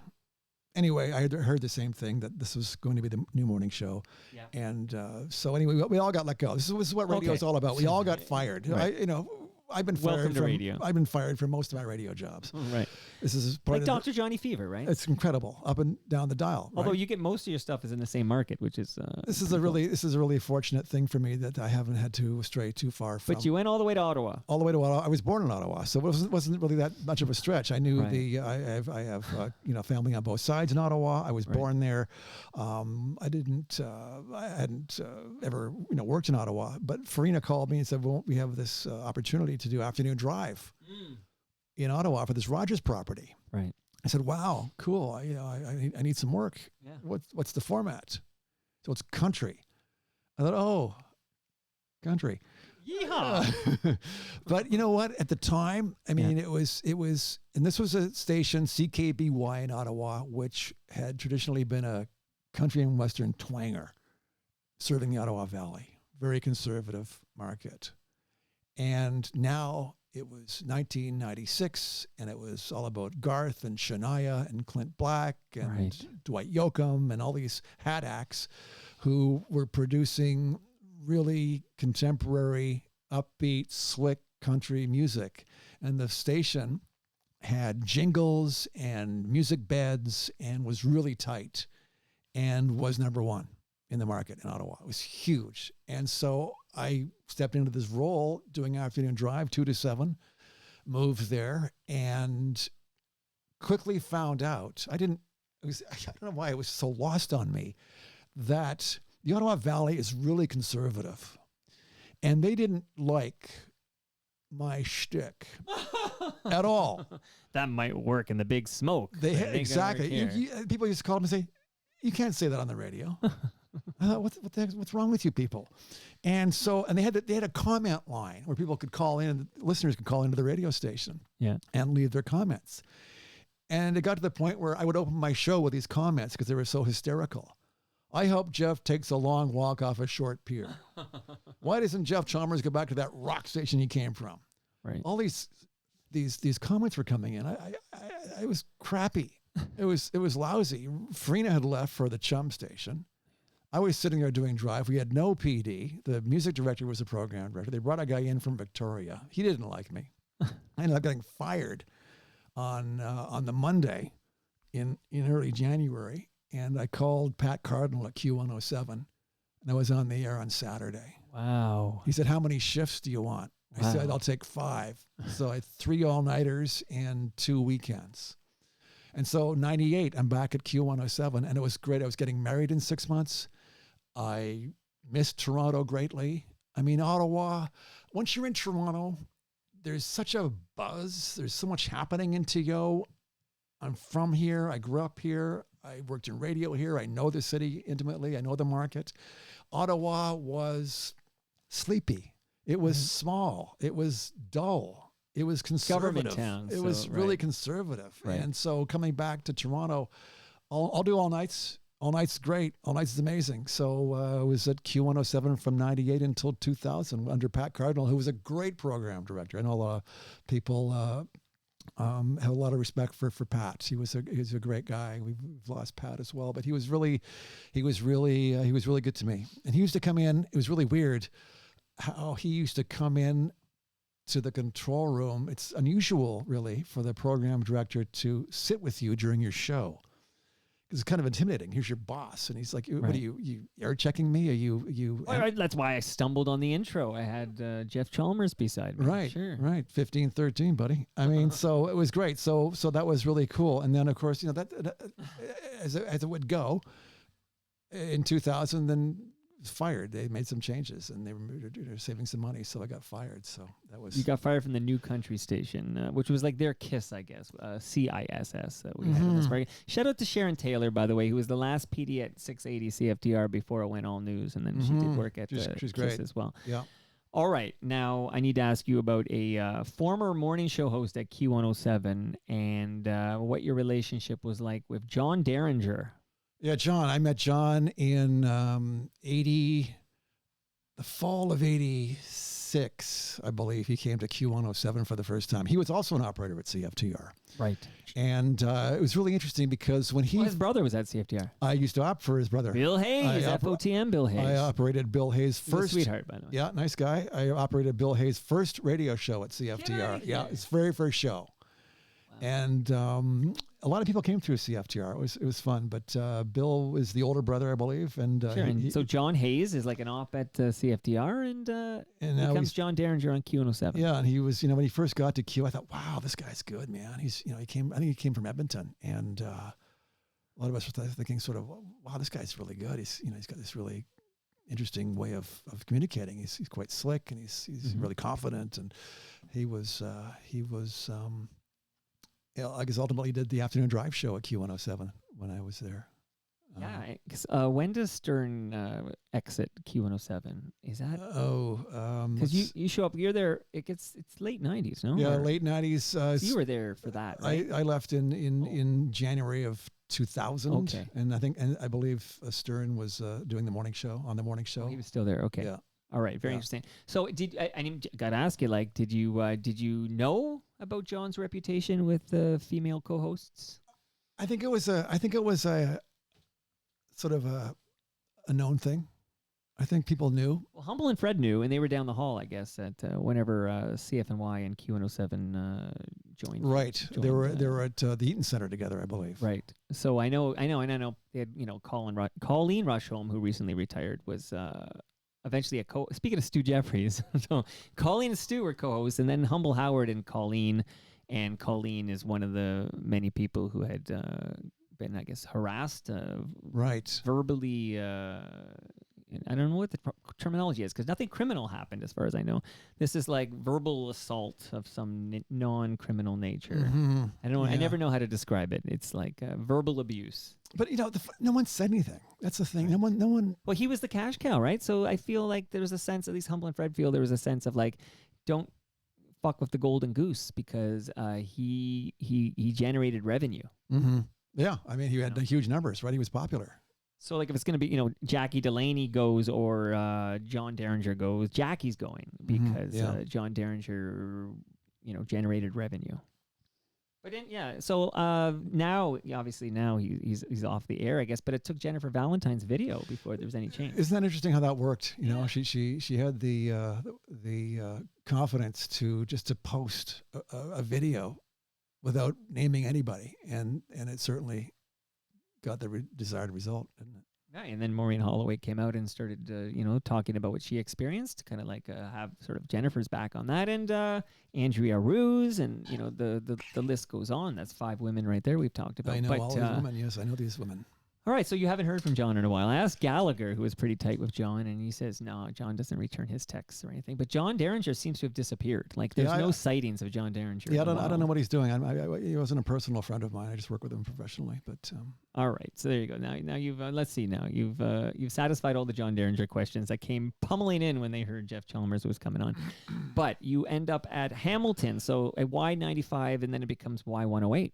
This is how. Do you know how cool Pat Cardinal was? Yeah. He got the word, okay, we got to cut some, whatever the edict was, get rid of Chalmers. So Pat said, Jeff, we have to meet. And so I was living at the time in Mississauga with my wife in our first house, and we met at a local coffee shop. And of course, Pat showed up with the envelope. There's always the envelope, right? There's always that envelope. You know what's in it. Yeah, I've seen a lot of these envelopes. We all have, right? But nowadays it's gonna be him plus an HR person. Yeah. Well, I've seen that too. And in Hamilton, we'll talk about that with when Wick. Because that's another great Mike Richards story. Oh my God, with Lumbee. No, it was unbelievable. They had a cop in the cafeteria after the Exodus with the Wick people getting let go. Anyway. Okay, we got to get that story ASAP. By the way, you've been amazing. So I see here we've gone like 90 minutes or whatever. So Really? So please, You have to go. No, it's not that I have to go, because I would never want to rush greatness like this, Jeff. Please. But okay, so tell me a little bit about Y95/Y108, but particularly the firing. Just quickly to finish up the Pat Cardinal. Yeah, sorry. He shows up. And he said, Do you want anything? Do you want like cigarettes? He bought me a pack of cigarettes, Okay. which I thought was, I mean, how odd. The least he could do. He bought me a pack of cigarettes, and he drove to Mississauga to hand me my walking papers. But then he made calls for me to try and find me a gig, and he called Mark Foreman, who was the program director at the time for WIC at Y95 in Hamilton before it changed to Y108. Right. And I got a gig doing swing there, and that was nice. really cool. So, and again, just down the highway, not far, to still stay. Hamilton, sure. And great people, excellent people in Hamilton, wonderful radio market. Saw some really cool bands, great art scene, James Street North, Tom Wilson, Teenage Head. I mean, just a great market. By the way, these drumsticks I've been picking up, and I find it fun to just pick them up. They're Teenage Head drumsticks. Gene Champagne gave them to me. Wow, those are cool. And there's the Junk House vinyl. That's the anniversary edition, isn't it? Yeah, exactly. Yeah. I can't play it, but I like having it in the studio. I met Tom Wilson at Larry's Hideaway back in the early 80s when he was still Tom Wilson in the Florida Razors, and he gave me a 45. And years later, when he was with Junk House, with Sony, I believe, was the label at the time, and I had an interview with him, and I took that single with me, and he autographed it for me. Love that man. He's great. And I had a milestone birthday back in December of 2023, and Junk House was playing at the Horseshoe. I was there that night. And I said, I'm going. Yeah. It was incredible. It was amazing. A member of the band passed away since then. I didn't know that. Rusty Wilson. I didn't know that. Yeah. But I was at that show. I took the GoPro. I took the GoPro to that show, and there it is. Okay. Right, Tom Wilson. Wow. Amazing. So Hamilton was a great experience. It was really. This is I have the because this is the station with Lumbee and Mike Richards working together in the mornings, right? They had left by then. They had left it by was then. It was Scott Thompson and Lori Love doing the morning show. Who just retired herself. Right. Everybody's retiring except for other people. Sometimes you retire, and sometimes you're retired. Yes, true. But it was Jeremy Smith was doing middays. It was Todd Lewis, who was the general manager's son, was doing the afternoon drive show. Oh. And I forget who was doing the evening show at the time, but cool. It was a good experience. We had a lot so why does this Hamilton experience come to an end? I wanted to get back into Toronto. And I had heard that 92.5 Jack FM, which had at the time been announcerless, was going to bring announcers back to the into the mix. So I called the radio station, talked to the music director, and found out who the PD was going to be. And I contacted the PD, who was in Calgary, because Jack FM had found great success in Calgary with that sort of mixed genre format. We play what we want kind of deal, right? Which worked there, and ultimately did not work in Toronto, oddly. But because it doesn't always translate over. Well, it's funny, what's interesting is that Boom 97.3 also plays a mix of genres, but it's so cleverly programmed. It's very scientific, right? You're going to get a rock song, a new wave song, a disco song, a classic song. It's very scientifically programmed. The songs are very researched. It's got a very Toronto sound as Boom 97.3. I found Jack Echo FM. Beach. Yeah, Echo Beach. Don't walk on past. Well, that too, Dionne Warwick. I'm thinking of Blue butchering my Blue Peter song. Okay. Don't walk past. Yeah, absolutely. But anyway, so Martha and the Muffins. Those great bands, of course. Anyway, so it was a matter of applying to this radio station, and I got a gig. The program director was Steve Kennedy. He came into Toronto. We met in Brampton, where I was living at the time and still live, as a matter of fact, 19 years. And he offered me a job doing middays. So I left after 7 years at Chorus Hamilton. Yeah. I'm back in Toronto with Rogers, my third tenure at Rogers, and it's middays at Jack FM. Okay, now I know there's a stop before I want to get you to Boom here and spend a little time on Boom before we say goodbye.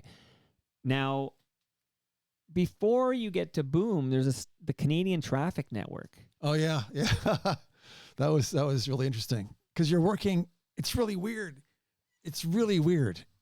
Because traditionally in a radio station, like your gorgeous little studio down here, you're sitting there isolated by yourself, right? And you have full control. This is why I love what I do, because I can go to the studio today and and there's no one there. I have full control. I can control the volume of the music. I have the door closed. No one comes in and bothers me. The phones are there. There's a text platform. I choose when to access all these things. I have full control. Yeah. At the Canadian Traffic Network, I got a gig, and its facility is in the old aircraft control tower at Buttonville Airport. Okay. Right at 404 and Major Mac, I guess it is. Wait, but it's gone now, right? Is it? I feel like Buttonville's gone. My only time in a little plane in my life was Humble Howard co-owned a Cessna, like a little airplane that was at Buttonville, and I went to Buttonville and flew with him. That was my one and only time in a small plane. Yeah, no, it's terrifying, isn't it? Yeah. Well, especially when your life is in the hands of Humble Howard. You're like, you're a radio guy. Right. Don't crash. Do you have a license? Bruce Dickinson. We had we had an opportunity to I had this opportunity to work in this facility, but you had workstations in the tower whereby there were like 6, 8, 9 people. Yeah. And they're all broadcasting at the same time. And you had these little dividers. Anyway, any other names we might know who would be in this facility giving traffic? So stations would subscribe. So you'd feed. Yeah. They'd subscribe to the service. Do you know what stations would you appear on as a part of the Canadian? I was on CFRB in Toronto, 1010. Yeah, I'm trying to think of. I think Q107 was a client for a long time. 640. So it was Chorus. There was a station in Ottawa that was subscribing. So here we are doing traffic. And you're figuring out by looking at Google Maps traffic, right? And talking about. But luckily, you speak Ottawa because it was you there. were there. Yeah. Okay, so please tell me how you get to Boom. Like, I think Boom is a very cool station, and I know it does very well. In fact, I've noticed myself, just anecdotally, the Q107 playlist has changed because of the success of Boom. Like Duran Duran, for example. Like, I feel like Duran Duran would never be played on Q107, but Boom would play Duran Duran. Oh, yeah. And then the success of Boom, I call it the boomification of Q, where they need to kind of modify their playlist to appeal to Boom listeners. But how did you end up at Boom? I was I had a food truck.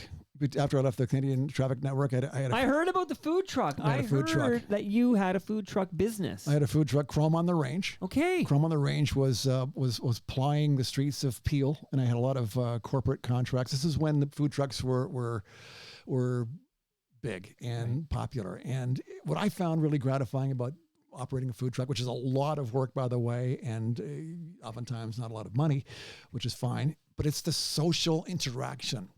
It's not unlike radio because you're providing a service and people are coming to you and they're excited. People are excited about street food, and it's up to you as the boss to figure out,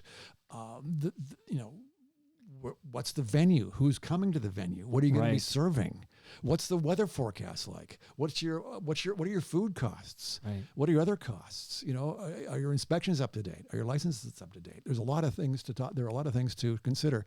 It's a lot of fun. It's very social, and you have these really cool interactions with people that could last for 30 seconds while they order a pop, or maybe 6, 8, 10 minutes while they order a burger. Right. And you have this thing with them, and they're sitting there, standing in front of you. That's cool. Either playing with their phone or talking to you. And so I really, really enjoyed that. But there was an ad somewhere. I guess my wife saw it on Milkman or something and said, "Hey, Boom's looking for somebody."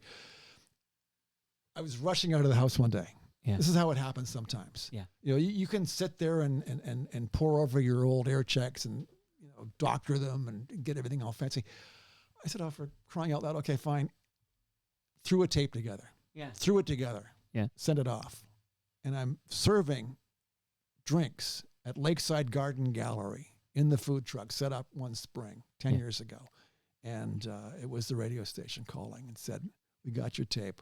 Would you like to come in and talk about it?" Who called you? Troy McCallum was the assistant program director. Yes, of course. At the time. Right. I know his name. Steve Parsons was my boss in Oshawa, my program director. I'm sorry, in Hamilton. In Hamilton.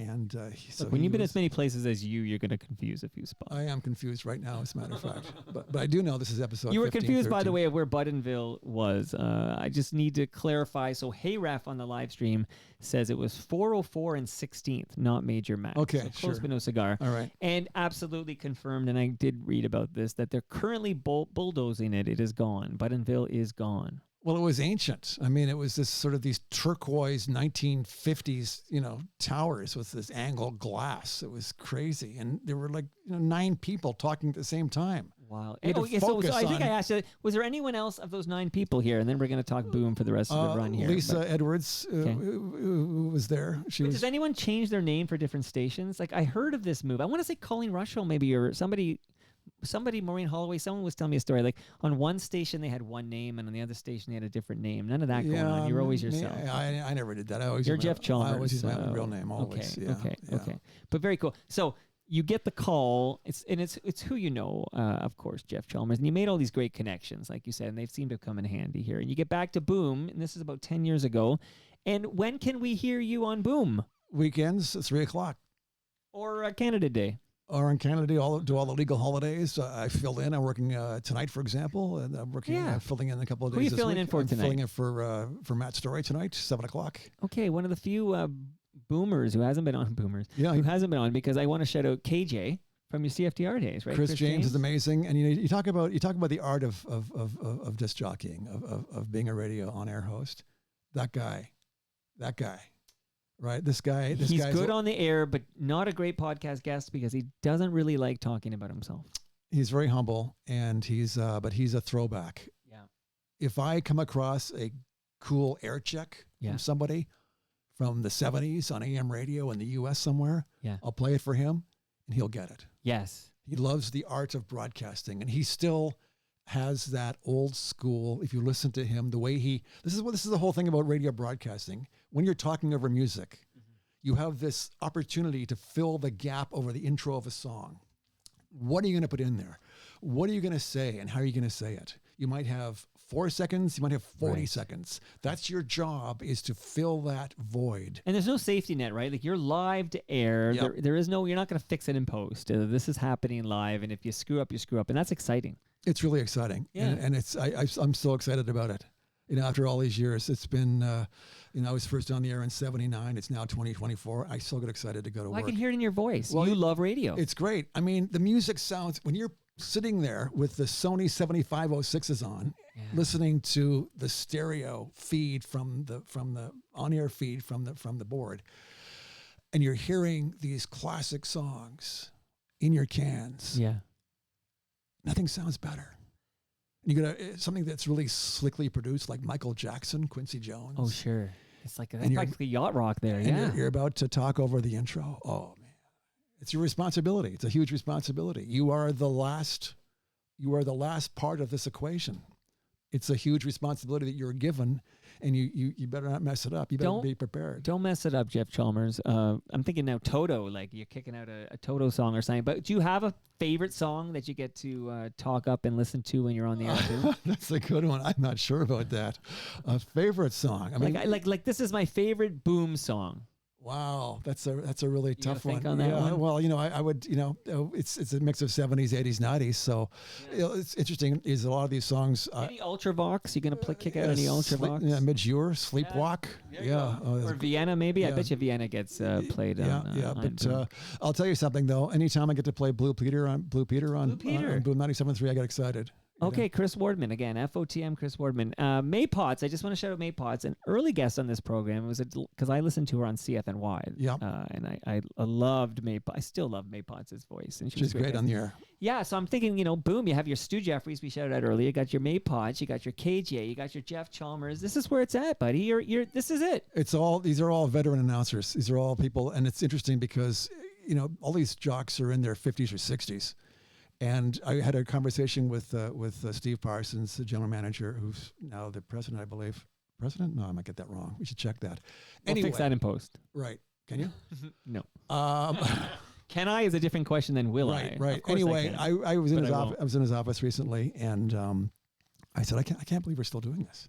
I can't believe we still have live radio DJs in 2024. It's quite something. Because on The Simpsons, we saw the DJ 2000 was coming, right? And how about those clowns in Congress? So that is now my next question. I want to close with you is how long will you run? What is the future? Like, will you hang on as long as there's a terrestrial signal that will air a live local voice like yours? Because that is what I want to point out. When you have a live and local voice, it's like, oh yeah, that's radio. But it's not as common as it used to be. Like there's fewer and fewer live and local voices on the radio. This is just a love it all you want, but it is I won't call it a sunsetting industry like Alan Cross, but you could argue that it is a shrinking industry and eventually will morph into something else. How long will you run Jeff Chalmers? As long as they'll have me. As long as they'll have you. As long as they'll have me. It's. I was talking to May Potts about this, and she was talking about her voice. Yeah. I know she still has her voice. Yeah. And that's the thing, right? How's your voice? Yeah. She doesn't sound old. No. I mean, she's not old, but she doesn't sound old. So for me personally, I'll go as long as I can, man. As long as they'll have me, I'm there. And how was this Toronto Mike debut? This was fantastic. Thank you so much for the opportunity to come in and meet you and see the studio and for the lovely parting gifts. You play any Lowest of the Low on Boom? Another favorite band. Not a lot, but good can come. I feel like Bleed a Little Wild Tonight would be one of my favorite songs. Love the local reference. Oh yeah, well, Kissing on Bathurst Street. absolutely. And there's a lot. I mean, you've got a song called Under the Carlaw Bridge. You got a lot of local references. The Only Cafe has a song about it, as I recall. And this song right here, we'll take the streetcar downtown. Read Henry Miller. It's a great tune. Dude, this was a great conversation. I love talking. I think I'm the last guy left who wants to give somebody 90 minutes plus to talk radio, and I loved it so much. Thank you so much, Mike. And shout out to Chalk Circle. Every April 1st, I gotta go on Twitter and share the link to the video for April Fool. Love those guys. Love FOTM Jeff Chalmers. We'll take a picture by the tree, but don't leave without your lasagna. Make sure you get your beer. You got your books. You got your measuring tape. And that brings us to the end of our 1,513th show. Wow. How can we follow you on social? Like, which social media presence do you maintain? I'm on Facebook at Jeff Chalmers. I'm on Instagram at Positive Alacrity. And I've launched a new project whereby I'm recording seniors. I'm recording legacies. I'm recording family stories for the future, for future listens for families. And that is I'm right in on that. alittleaboutme.ca on Instagram. A little about me. I love that idea. I love it. You can, how many people, I wish I had a conversation with my grandfather I could listen to right now. Nobody wants Granny's hutch. Nobody wants Granny's silverware. What we do want are the stories before it's too late. I can capture those stories. What was that website again? alittleaboutme.ca. alittleaboutme.ca. My website is torontomike.com. You can follow me all over the place at Toronto Mike. Much love to all who made this possible. That is Great Lakes Brewery, Palma Pasta. If you came out to TMLX 15 last week, thank you. That was the best night, and it was a big crowd, and we all had great food and great drink and great cheer. And I got a great kayak, so much love to everyone who came out. The Toronto Maple Leafs baseball team, they're at Christie Pitts on there on Sunday night. And Ridley Funeral Home, see you all tomorrow, where my guest is Midge Year. And do you know Midge is just Jim backwards? Did you know that, Jeff? Never Chalmers? thought about that. You take the sounds of Jim, because his name is James, and it becomes Midge. And that's why he goes by the name Midge. How clever. See you all then.